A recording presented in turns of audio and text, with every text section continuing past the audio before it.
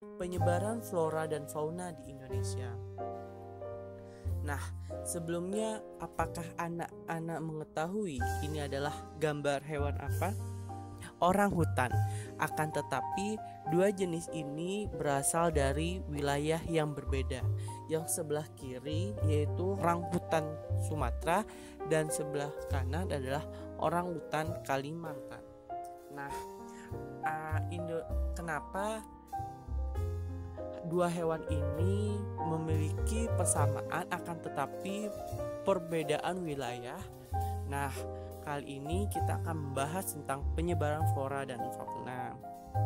Untuk itu, Bapak harap anak-anak untuk bisa memperhatikan video yang Bapak jelaskan kali ini.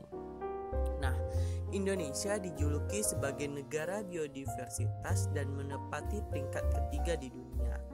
Indonesia diperkirakan menyumbang setidaknya 16,2% jenis burung, 4,6% jenis amfibi, 12,2% jenis mamalia, 7,1% jenis reptil, 14,1% jenis ikan, dan 10,9% jenis tumbuhan untuk biodiversitas dunia.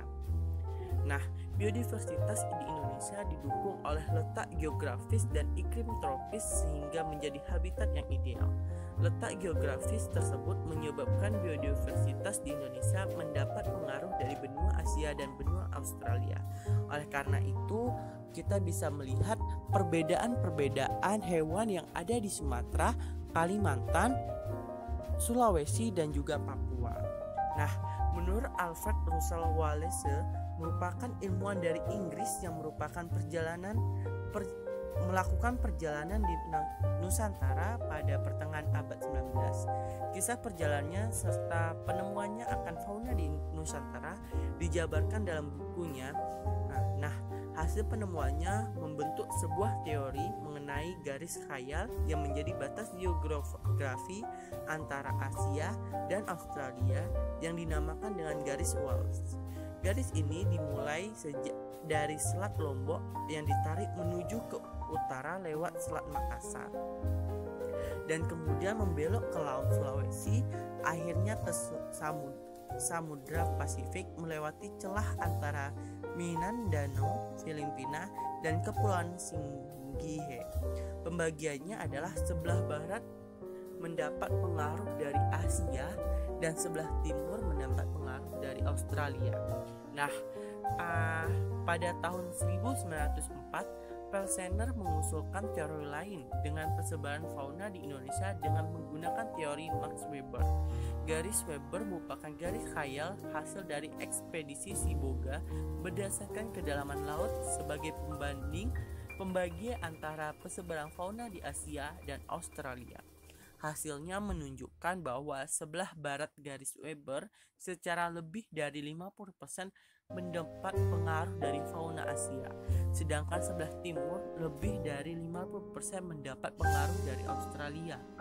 Flora dan fauna di Indonesia dikelompokkan menjadi 3 daerah, yaitu daerah Asia atau Asiatis, daerah peralihan, dan daerah yang mendapat pengaruh dari Australia atau Australis.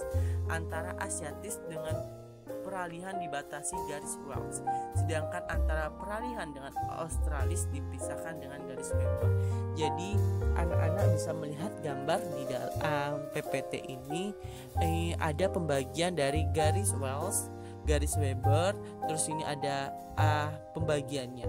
Jadi garis Wallace dari sini garis yang tidak putus hitam ini pembagiannya, dengan garis Weber garis yang putus-putus.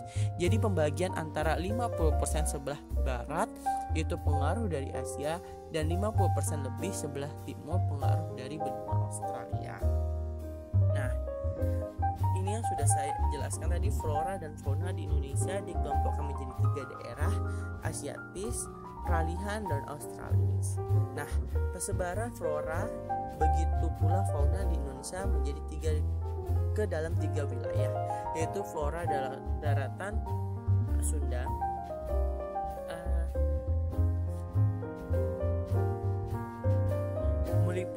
flora daratan Sunda yang meliputi Jawa, Sumatera, Kalimantan, dan Bali.